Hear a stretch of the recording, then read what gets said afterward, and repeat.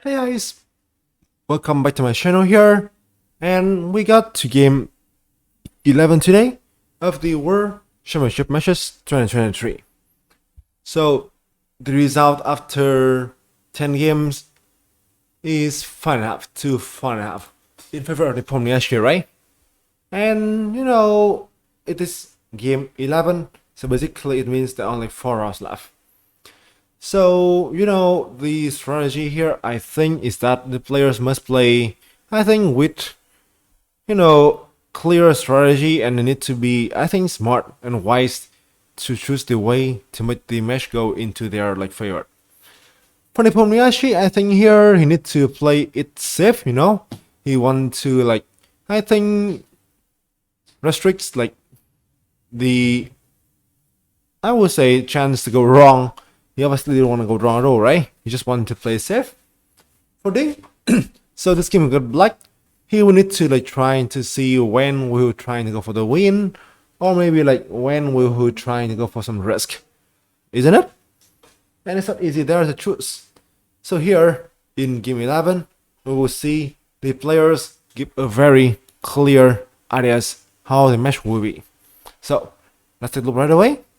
E4, E5, Knight f3, Knight a6, should be 5.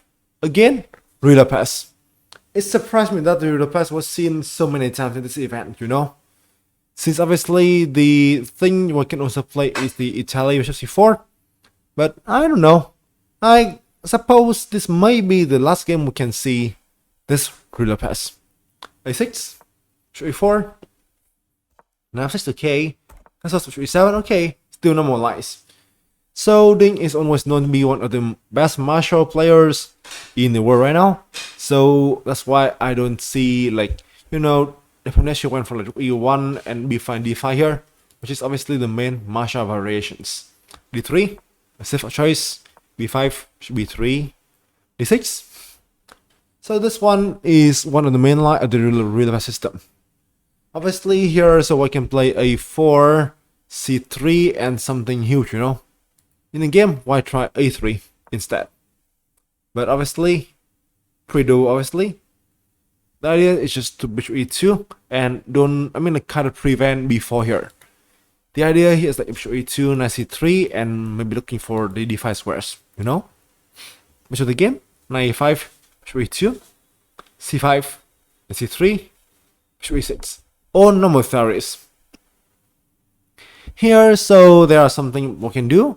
I can try knight h4 here, which is obviously playable. I think it was even played by Nepomniachtchi once, I think, against Carson in an online event.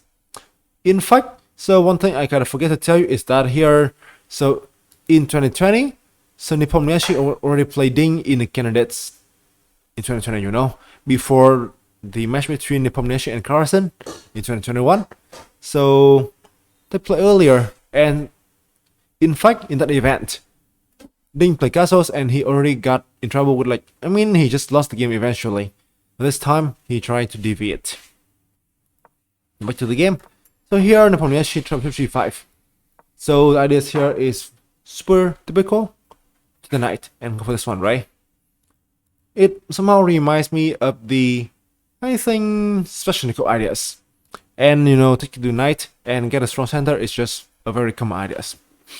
Castles, takes, knight d5, g6, queen e2. Nepomniachtchi still blitzes his opening prep out here, and Ding start to think a little bit. So here, that actually is why he played this move here after some thought g7, and as a result, it's the new move. I think the only thing here I can see is knight to 6 maybe, which probably is quite natural, right? But I guess Ding gets some other options. So g7 here, and g5.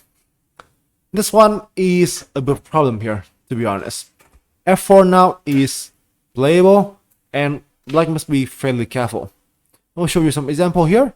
So let's say here, for instance, right? It's understandable for sure. So takes, knight e3. The knight is hanging, so that's why queen can move to defend a pawn. So this basically forcing to f4, And some pressure now can be seen, isn't it? So in the game, somehow Ding's think a little bit and he play something that actually is a little, I think, principle, but I don't think it's like the best one. So I think best way is here. I think so. But f4 can run into maybe like knight e7 probably, and it's fine since you can try and simplify the things. I believe this one should be Nepo opening prepped.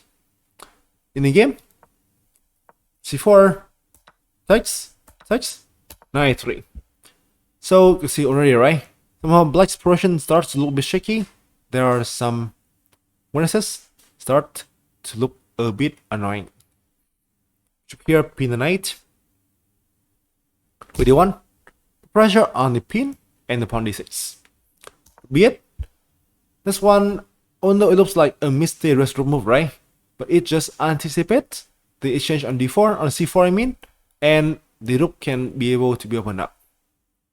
So here, in fact here I think best way to play for white just play queen e2, trying to keep on pressuring the things, right? Maybe queen c7, I guess so. dc4, so takes, maybe takes, I don't know, knight c4. And here, maybe, I don't know, I think this actually can be some play, I feel. This is the best line of the engine, and white, who had the pawn majority in the A8B file, I think can be able to play for the result. Winning game, so he played dc4. And this one make the people understand about Nepo decision and his strategy now to end the match. He will try to play as solid as he can. Take here, takes. Still again.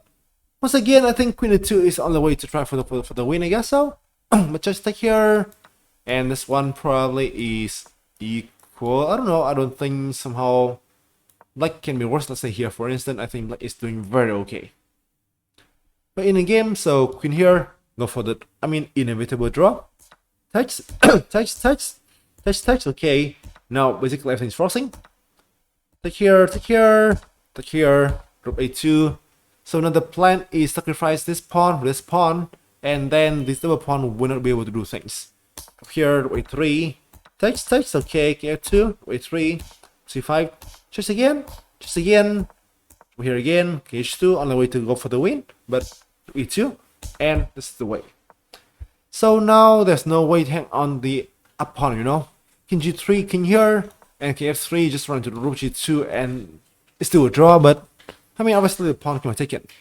So here there's no way to hold extra pawn, so that's why the game just continue like king g3, kf6, weird, and yeah, shuffling moves. And the game end in perpetual. So actually, it's like in repetition. In repetitions. So this one definitely, both sides play here with, I can tell you, like very great precision. You see it like very, very briefly. See, right? Once again, a very correct game by both players, and the result is again a draw, right? But now I think both sides managed to get what they want. Nepo want to go for a draw, want to play solidly, and he want Ding to take risk first. For Ding, I think a draw black here, especially fast draw here, is a pretty decent result for him. Now he got 3 games left, 2 with white, so he still got a chance to win. I think game 12 will be very important, and I think we will definitely see fireworks there, right? And I don't know, for me now I need to admit that although I kinda support Ding more, I think the chance now for Nepo to clinch the title, I think will be like, okay, I think my cam is basically okay, good now. I think the chance for Nepo to win the thing should be like 70 to 75%. But who knows? I still wish to see better chess and much more fun chess actually. Obviously they are playing here with great precision, with great accuracy, but sometimes it's just so fun to watch this kind of draw, right? Okay, so once again, good luck for both players, especially Ding, who need to take some risk, apparently. And I think we will be able to find the new world champion very shortly.